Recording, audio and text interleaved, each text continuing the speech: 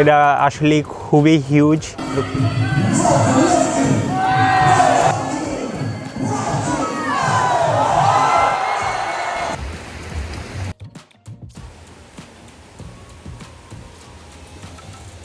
আমি যদি আপনাকে প্রশ্ন করি পাহাড় নাকি সমুদ্র সৈকত, আপনার উত্তর যদি হয় দুটোটাই, তাহলেই পুকেট আপনার জন্য। মাত্র পুকেট এয়ারপোর্টে এসে ল্যান্ড করছি, হঠাৎ পুকেটে আসার প্ল্যান করছি।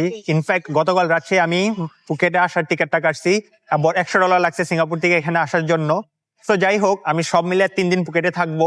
এই 3 দিনে আমি আপনাদের সাথে শেয়ার করব পুকেটে কি কি দেখার আছে, খাওয়া দাওয়া, তারপরে থাকার কি কি হোটেলস আছে, আর কি ধরনের ট্রান্সপোর্ট আছে এই পুকেটে। বাট এখন আমি সর্বপ্রথম যাব, আগে মানি চেঞ্জ করব, মানি চেঞ্জ করার পরেই দেখি কি আছে হোটেলে যাওয়ার জন্য।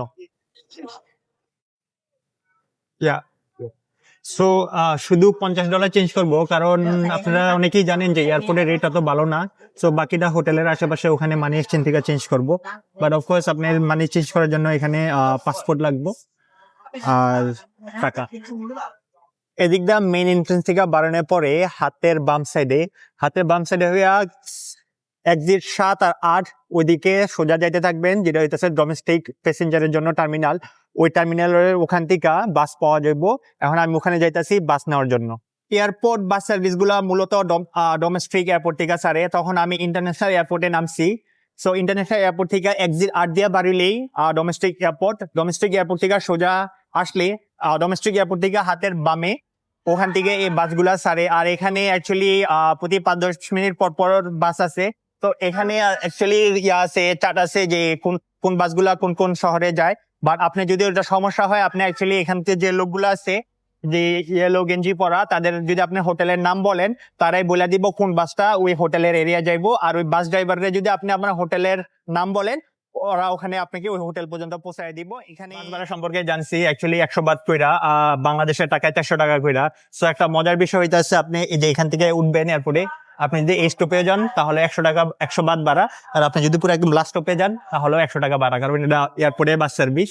সো এটা খুবই চিপ। যদি আপনি একটু বেশি দূরে যায় থাকেন তাহলে খুবই অ্যাফোর্ডেবল হয়ে যাবে অ্যাকচুয়ালি। আর আমি অ্যাকচুয়ালি আমার হোটেলে যাওয়ার জন্য আমি ট্যাক্সি দেখছিলাম, ট্যাক্সিটা অ্যাকচুয়ালি 600 বাত কইরা। সো ওটা অনেক খরচ অ্যাকচুয়ালি, 600 বাত ভালোই খরচ হইব। সো অ্যাকচুয়ালি এখন বাস দিয়ে যাবো, আমার বাস আইসা পড়ছে, এখন বাসে উঠবো।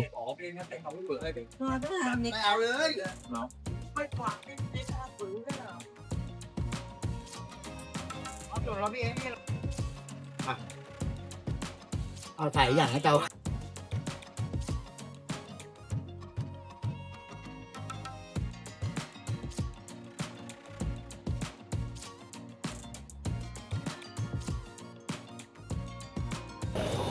মাত্র হোটেলে এসে চেক ইন করছি, এখন রুমে যাব। রুমে গিয়ে আপনাদের রুম দেখাবো।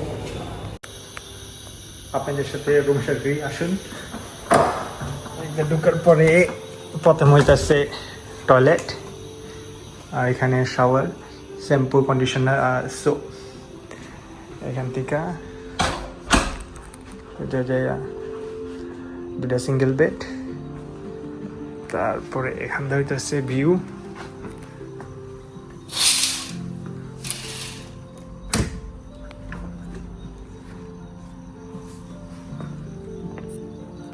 বলা যায় না, বাট এখন রাত্রেবেলা, সেই জন্য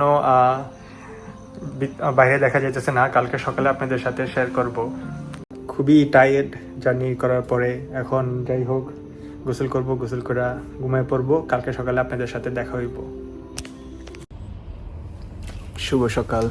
কালকে বলছিলাম যে আজকে সকালে আপনাদের ভিউ দেখাবো। এখানে হইতেছে ভিউ, এটা ছোট একটা পাহাড়ের মতো, পাহাড়ের ওই পাশে সাগর। এখন এই রুমের ভাড়া ছিল অ্যাকচুয়ালি পার নাইট অ্যাবাউট 6,000 টাকার মতো, 5,700 টাকা, about Singapore dollar about $60। Okay, anyway, এখন আমি যাব, যাইয়া ব্রেকফাস্ট করব, ব্রেকফাস্ট আর বাইক রেন্ট করব। বাইক রেন্ট করে আবার ব্যাক করব হোটেলে, কারণ হইতেছে যে আমার যেই ক্যামেরার কিছু ব্যাটারি ওগুলো চার্জ করতেছি, ওগুলো আসা ব্রেকফাস্ট করে আসা ওগুলা নিয়ে আবার সারাদিনের জন্য বাইর হব। তখন আমি আরও ঘুরে দেখাবো কোথায় কোথায় যাই।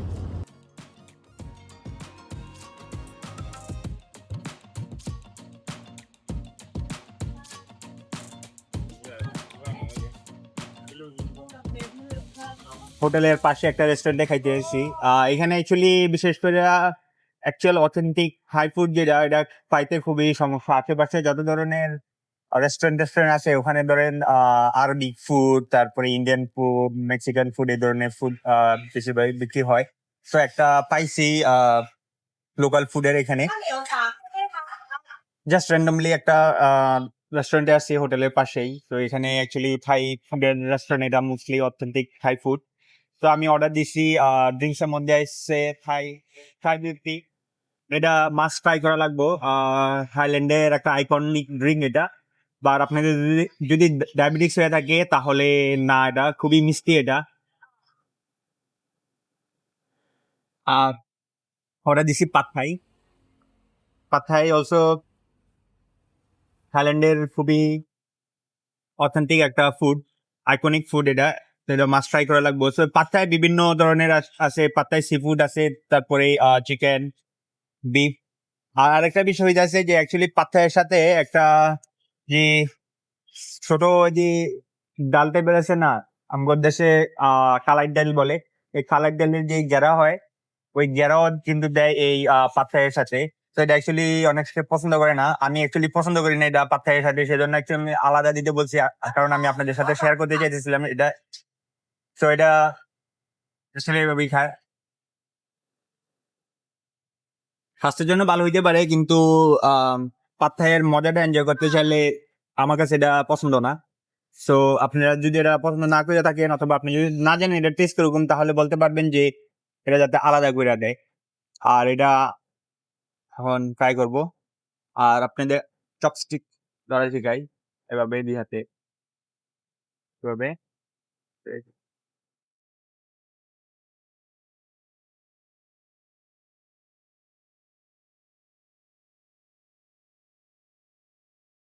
আর একটা জিনিস হইতেছে, আপনারা যদি থাই থাই খাবার খেয়ে থাকেন তাহলে এটা একটু দামে কম হইব। আর আশেপাশে যে টার্কিশ অথবা মেক্সিকান খাবার যেগুলো, ওগুলোর দাম বেশি হইব। সো আমি যে পাত থাই এটা অ্যাকচুয়ালি যে পুরা এক প্লেট 100 বাদ দিয়া নিছি আর কি। তো এটা আবার 400 টাকা বাংলাদেশের। ও, তো আমি তাদের বলবো যে থাইকে খাবেন, কারণ থাইতে গেলে আপনি তাদের কালচারটাও এনজয় করতে পারবেন। আর আপনার অনেক সময় খরচও কম হইব।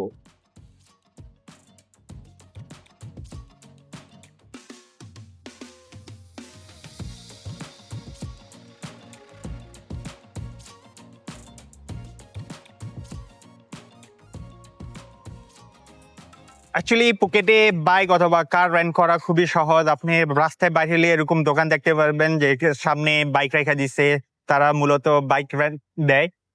সো বাইক রেন্ট করার জন্য আপনার ইভেন ইন্টারন্যাশনাল ড্রাইভিং লাইসেন্সও লাগবে না। ওটা যদি ওটা লাগতে পারে যদি পুলিশ আপনাকে ধরে, বা আদার দেন দ্যাট ওটা লাগবে না। সো আমি এই বাইকটা রেন্ট করছি, এটার প্রাইস হইতাছে অ্যাবাউট 400 বাদ, 1600 টাকা করে পার ডে। আর ডিপোজিট আমার আইডেন্টিটি কার্ড রাখছি আমি। সো ডিপোজিট অনেক সময় অনেক বড় অ্যামাউন্ট হয়। সো আপনি যদি ওই টাকা ডিপোজিট না রাখতে চান, তাহলে আপনি আপনার পাসপোর্ট অথবা আপনার আইডি কার্ড ডিপোজিট রাখতে পারবেন ওইটা। আর হইতাছে যে ওরকম কোনো ডিফিকাল্টি নাই। সো জাস্ট আসবেন, রান করবেন আর ঘুরে দেখবেন। বাট আপনি যদি ড্রাইভিং লাইসেন্স মানে গাড়ি চালাইতে না পারেন অথবা বাইক চালাইতে না পারেন, আপনি গ্র্যাব দিয়া চলাফেরা করতে পারবেন, খুবই কম দাম গ্র্যাবে।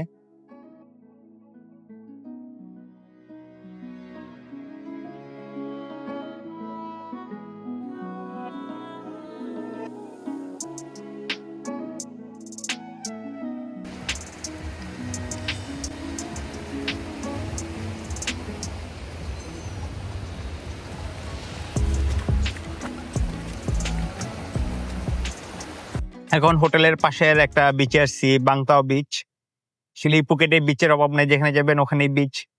তো আমি এখানে সিম্পল বসে আছি। অ্যাকচুয়ালি তখন ব্রেকফাস্ট কইরা হুন্ডা ভাড়া কইরা, বাইক ভাড়া কইরা অ্যাকচুয়ালি আমি হোটেলে চলে গেছিলাম। খুবই গরম ছিল, আমি কোথাও বাইরে হই নাই। সো এখন পরন্ত বিকাল, এখানে বৈশা দুইটা এনজয় করতেছি আর সাথে ম্যাঙ্গো স্মুদি খাইতেছি। বাই দা ওয়ে, এখন যে চেয়ার গুলাতে বৈশা ভিউ এনজয় করতেছি, এই চেয়ার গুলা আপনার ভাড়া নেওয়া লাগবো 100 বাদ পুরা দিনের জন্য। সো আপনি যদি আসেন, এসে এখানে কিছু অ্যাক্টিভিটিস করেন, যেমন ডিস্কিং আছে, তারপরে সার্ফিং আছে, এসব যদি আপনি করেন তাহলে এটা সারাদিনের জন্য ভাড়া নিতে পারেন। আর অথবা আপনি যদি ওই 100 বাট দিতে না চান তাহলে আপনি ওই বিচের সামনে নিজের একটা কি বলে একটা টাওয়াল টাইপের নিয়ে আসলে ওখানে আপনি বিছাইয়া বসতে পারবেন, ওটাতে কোনো সমস্যা নাই।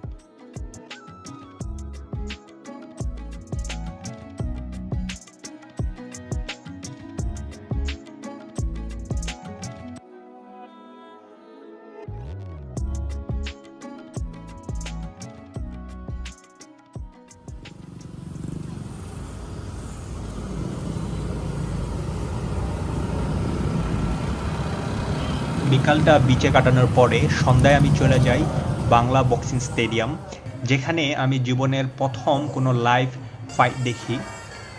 এটা হইতাছে থাই ট্রেডিশনাল মার্শাল আর্ট, যেটার নাম হইতাছে মুও থাই। তো আমি আপনাদের ডেফিনেটলি রেকমেন্ড করব, আপনারা যদি থাইল্যান্ড এসে থাকেন তাহলে একটা হইল লাইভ মুও থাই ম্যাচ দেখেন।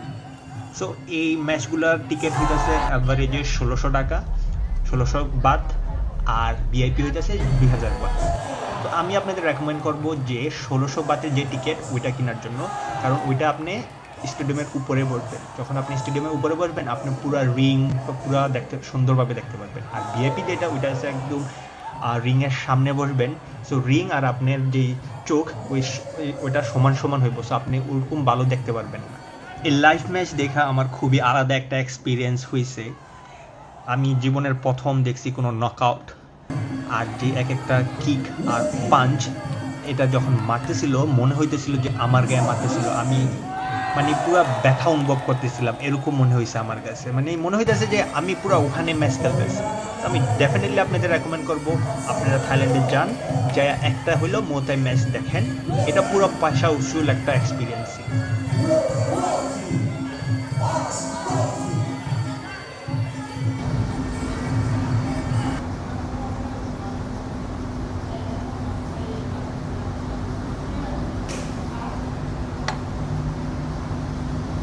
শুভ সকাল, ট্রিপের 2 নম্বর দিন আজকে। সো এখন যাব বিগ বুদা দেখার জন্য। এখান থেকে অ্যাবাউট 1 ঘন্টা দূরে। সো আপনি জাস্ট অ্যাকচুয়ালি গুগলে সার্চ করলে হবো বিগ বুদা, তখন আপনি ওখানে ডাইরেকশন পাবেন যে কোথায়। তারপর আপনি কি করতে পারেন, আপনি যদি নিজের বিগ কার রেন্ট করে থাকেন তাহলে আপনি গুগল ম্যাপ দিয়ে যেতে পারবেন ওখানে, অথবা যদি বিকাল রেন্ট না করেন তাহলে আপনি গ্র্যাব দিয়া গ্র্যাব বাইক অথবা গ্র্যাব কার বুক দিতে পারবেন। তো আকাশটা একটু মনে হইতেছে বৃষ্টি আসবো। যাই হোক, কফিটা খেয়েই যাবো বিগ বুদার দিকে।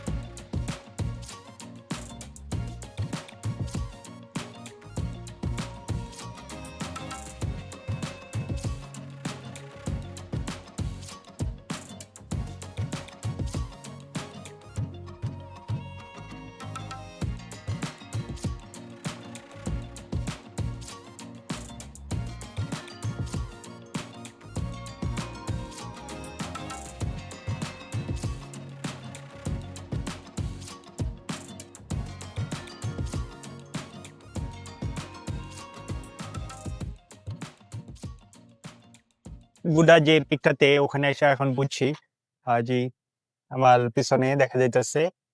আর ওখানে সামনে একটা ভিউ পয়েন্ট আছে, ওদিকে যাব। বা আরেকটা কথা, এখানে অনেক বানর আছে। যদি আপনারা এখানে আসেন, make sure আপনি বানরের সামনে কোনো খাবার অথবা কিছু নিয়ে যাবেন না। যদি যায় থাকেন ওই বানর অ্যাটাক করবো আপনাকে। সো খালি হাতে থাকলে কোনো সমস্যা নাই, বানরের বা বানর আছে, কোনো ডিস্টার্ব করে না। বাট যদি আপনার হাতে খাবার থাকে তাহলে খুবই ডিস্টার্ব করবো। এখন ওদিকটাতে যাইতেছি, ওদিকে খুবই সুন্দর একটা ভিউ পয়েন্ট আছে। বাম সাইডে সাগর আর ডান সাইডে পাহাড়। ফুকেট মোটামুটি ভালোই বড়, ঢাকার সাথে কম্পেয়ার করলে ঢাকার বাট যতটুকু বড় তার চেয়ে বেশি আরো বেশি সময় লাগে এক পয়েন্ট থেকে আরেক পয়েন্টে যাইতে। কারণ হইতাছে এখানে বেশিরভাগই পুরা পাহাড় অঞ্চল। সো আপনি এক পয়েন্ট থেকে এক পয়েন্টে যেতে হইলে এর মাঝখানে অনেক সময় পাহাড় আছে। সো তখন কি করে ওই পাহাড়ের উপরে উঠা লাগে, তারপর আবার ওই পাশে যাওয়া লাগে। সো ওই পাহাড়ের কারণে ফুকেটের যে point A to point B যে যাতায়াত ব্যবস্থাটা ওটা খুবই ভালো যাতায়াত ব্যবস্থা, কিন্তু অনেক সময় লাগে এই পাহাড়গুলার কারণে। সো আপনি পিছিয়ে দেখতে পাচ্ছেন এপাশে একটা সাইড, মাঝখানে পাহাড়, আবার এই পাশে আরেকটা সাইড। এই বিগ বুদাটা অ্যাবাউট ৪৫ মিটার উঁচা, ১৫ তলার সমান। এটা অ্যাকচুয়ালি হোয়াইট বার্মিজ মার্বেল দিয়া তৈরি, যেটা হোয়াইট সিম্বল হইতাছে শান্তি। বাট এখন অ্যাকচুয়ালি আপগ্রেডিং এর কাজ চলতেছে, সেজন্য বন্ধ। সো আপনি যদি এখানে আসেন, আমি ডেফিনেটলি আপনাদের রেকমেন্ড করবো এখানে আসার জন্য। এখানে আসার পরে আপনি উপরে যাইতে পারবেন, উপরে যেয়ে একটু পুরো 360 ঘুরতে পারবেন, যেখানে আপনার পুরো পুকেটের ওভারভিউ পাবেন যদি আকাশ ক্লিয়ার থাকে। বাট এখানে আসার পরে যদি এটা যদি বন্ধ থাকে, এই পাশে একটা ভিউ পয়েন্ট আছে যেখানে যে আপনি খুবই সুন্দর ভিউ দেখতে পারবেন। তো আমি ডেফিনেটলি রেকমেন্ড করবো এখানে আসার জন্য। তখন নিচ থেকে উপরে আসার সময় দেখছিলাম যে বাঘের সাথে ছবি উঠানো যায়, ওই স্পট আছে ওখানে। তো এখন দেখি ওই স্পটটার দিকে যাইতেছি। জাস্ট এটা সিম্পল, আপনার সিটি থেকে যে সময় পাহাড়ের উপরের দিকে উঠতে থাকবে, তো রাস্তার দিকে এখানে অনেক সাইনবোর্ড আছে বাঘের সাথে ছবি তোলা, তারপরে আপনার হাতি রাইডিং, তারপরে হাতিকে ফিট করানো, এসব অনেক ধরনের অ্যাক্টিভিটি আছে। আপনি বিগ বুদাতে আসলে এই ধরনের অ্যাক্টিভিটি আপনার রাস্তায় সাইনবোর্ডে পড়বো খুবই ক্লিয়ারলি। আপনি যদি এলিফ্যান্ট রাইড করতে চান তাহলে বিগ বুদাতে যাওয়ার সময় এরকম অনেক হাতি দেখবেন। ওখানে থামলে ওরা আপনাকে অফার করবো যে আপনি কি এলিফ্যান্ট রাইড করতে চান অথবা হাতিকে খাবার খাওয়াইতে চান কিনা। তখন আপনি যদি করতে চান তাহলে ওদের বললেই হইব। সো এলিফ্যান্ট রাইডিং করতে অ্যাবাউট ৮০০ বাদ, which is ২৪০০ টাকা, আর ৩০ মিনিটের জন্য। বাট আমি পার্সোনালি এলিফ্যান্ট রাইড আমি সাপোর্ট করি না, কারণ এরা হাতিকে অনেক কষ্ট দেয়। অনেক সময় হাতি একটু অসুস্থ থাকে, অসুস্থ থাকা সত্ত্বেও তারা হাতিকে দিয়া এরকম রাইডিং করায়। সো এটাকে আমি সাপোর্ট করি না। আমিও চাই অ্যাকচুয়ালি আপনারাও যাতে এই ধরনের অ্যাক্টিভিটি সাপোর্ট না করেন। হাতি দেখেন, দরকার হয় আপনি ফিট করেন এদেরকে, ইনস্টেড অফ ওদের উপরে উঠা চড়া, এসব জিনিস আমি সাপোর্ট করি না পার্সোনালি। বাট এখন ওটা আপনার ইচ্ছা, আপনি যদি করতে চান করবেন। আপনি যদি আমার মতো এরকম রাইডিং সাপোর্ট না করতে চান, ওটা আরো খুবই ভালো কিন্তু।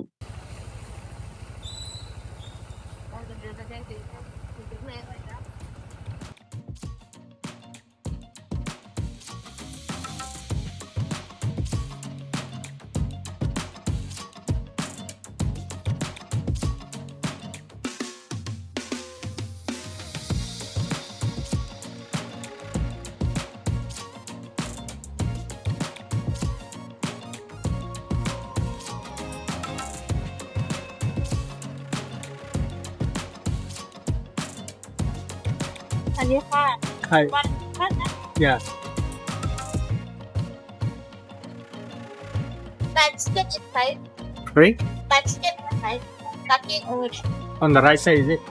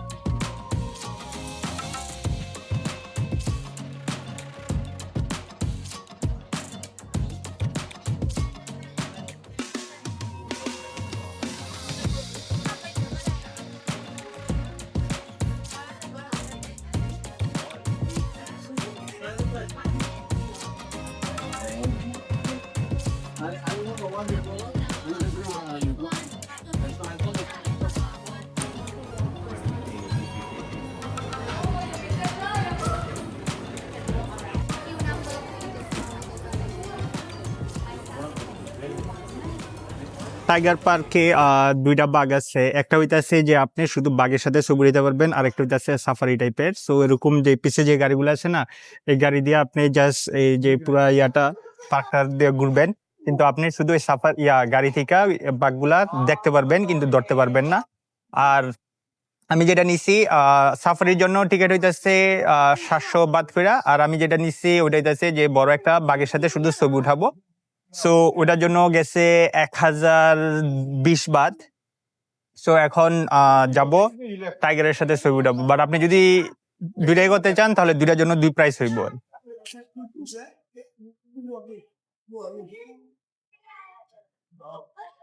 Okay.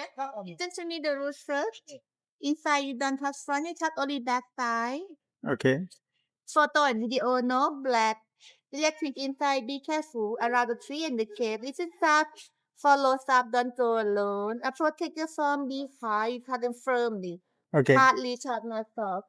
Take Okay. photo inside, you can selfie by yourself and start till you take a picture inside. Okay We no responsible keep as you're taking your photo. Picture inside, no put and no response. Okay Thank you, this okay.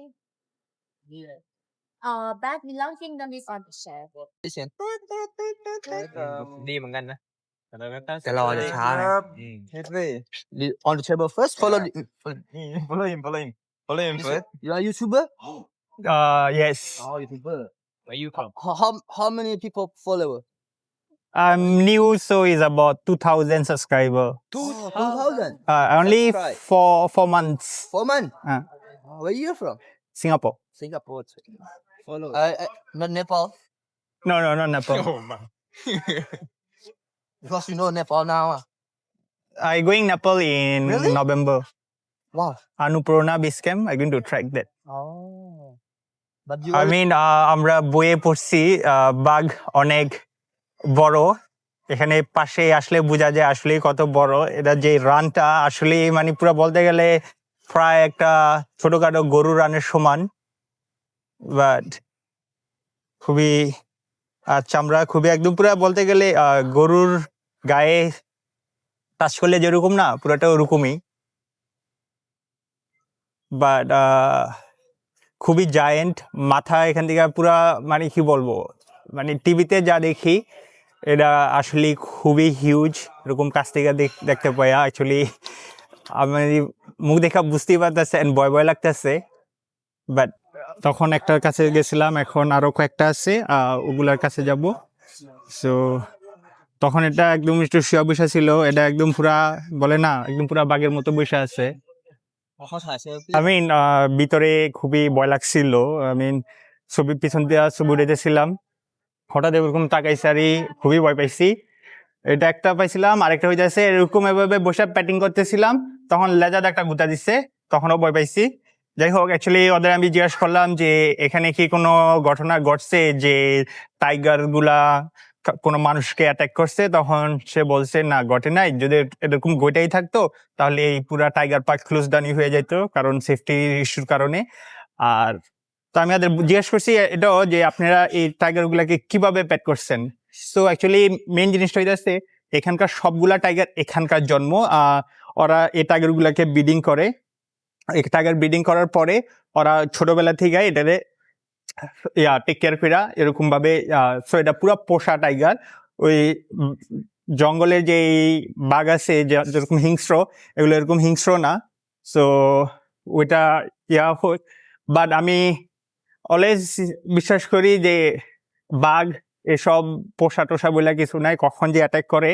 বা যাই হোক, ঠিকঠাক মতো ফিরাইছি এক হাত, আর এক হাত পা সব ঠিক আছে, কোনো কিছু রাইখে আসি নাই টাইগারের কাছে। সো এখন একটু এদিকে হাইটা দেখবো। অন্যান্য টাইপের টাইগার আছে, সাদা টাইগার আছে, টাইগারের বাচ্চা আছে, বাট আমি শুধু নিছি বড় টাইগার যেটা, ওটার সাথে ছবি উঠাবো আর ভিতরে যাই একটু হাঁটাহাঁটি করবো এই। সো ওটার জন্য ছিল 1020 বাত। সো এই আর কি। সো আসুন একটু হাইটা দেখি।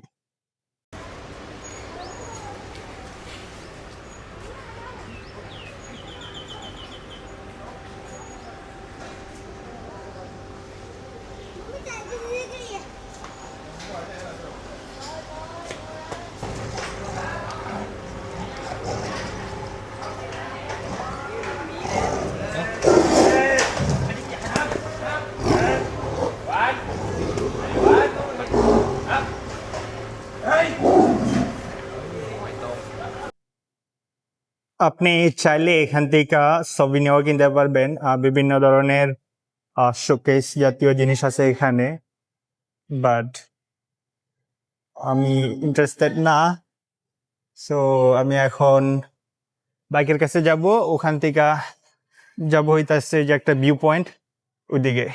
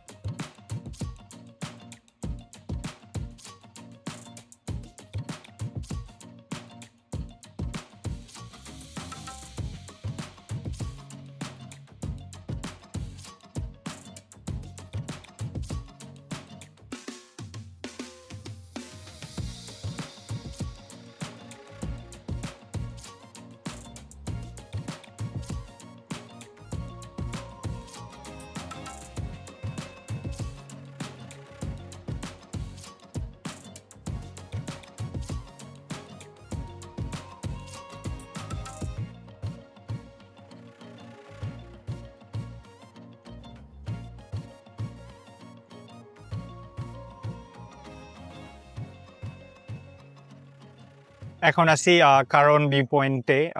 অ্যাকচুয়ালি তখন যে বিগ বুদাতে গেছিলাম ওটার পাশেই, 20 মিনিট দূরত্ব। সো অ্যাকচুয়ালি বিগ বুদা একটা পাহাড়ের উপরে, এটাও একটা পাহাড়ের উপরে। সো বেসিক্যালি আপনি বিগ বুদার যে পাহাড় ওইটার থেকে নিচে নাইমা ওই শহর দিয়ে আইসা আবার এটার উপরে উঠছেন। সো আবার 20 মিনিটের দূরত্ব, বাট অ্যাকচুয়ালি আই থিঙ্ক উপরে ভিউ পয়েন্ট থেকে মেবি বিগ বুদা দেখা যাইতে পারে। সো এখানে আমার সামনের দিকে পাহাড়, আর এই যে পিছনের দিকে এদিক দিয়ে সমুদ্র। সো আমরা এখন এদিক দিয়ে যাবো, এদিক দিয়ে যাইয়া দেখি ওই পাশে কি আছে।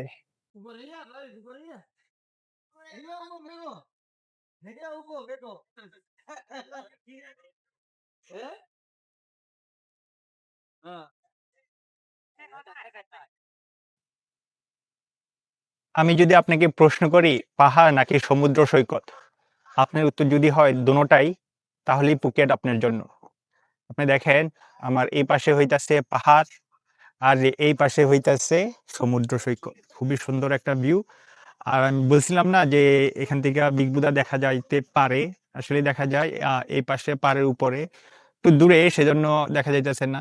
বাট তখন আমি বলতে ভুলে গেছি, অ্যাকচুয়ালি বিগ বুদাতে আপনি যদি উঠেন উপরে, ওখান থেকে যদি আকাশ ক্লিয়ার হয়, আপনি অ্যাকচুয়ালি ওই যে ফিফি আইল্যান্ড আরো দুই একটা আইল্যান্ড অ্যাকচুয়ালি দূরে দেখতে পাইবেন, আর পুরা মলেস ভালো সুন্দর একটা ভিউ পাইবেন বিগ বুদার উপরে উঠলে আর কি। বাট এখানে এটা আরেকটা ভিউ পয়েন্ট, বাট এটা অ্যাকচুয়ালি বিগ বুদার থেকে নিচে, কিন্তু খুবই সুন্দর ভিউ। আমি ডেফিনেটলি রেকমেন্ড করবো এখানে আসার জন্য।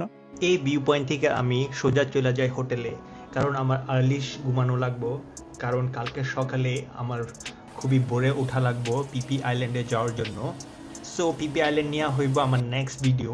আপনারা যদি আমার চ্যানেলে নতুন হয়ে থাকেন তাহলে লাইক আর সাবস্ক্রাইব করবেন, তাহলে আমার যত ধরনের ট্রাভেল ব্লগ আছে সব আপনারা দেখতে পারবেন। এই ভিডিওটি দেখার জন্য ধন্যবাদ। আপনাদের সাথে আবার দেখা হইব আমার পিপি আইল্যান্ড ব্লগ নিয়ে।